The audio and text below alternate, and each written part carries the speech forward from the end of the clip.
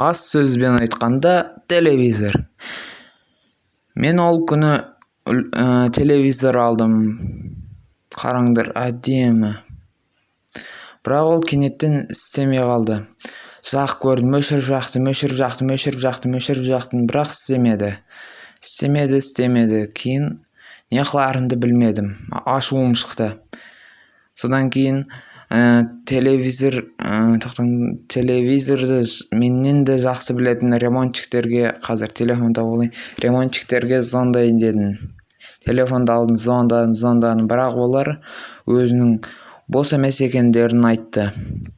Кейін не істеуді білмедім де, өзім жөндеймін деп бастадым жөндеуді. Жөндедім. Бүйтіп көрдім, бүйтіп шашып жидым, болттарын алдым, қайтадан қылдым, қайтадан жидым, қайтадан алдым.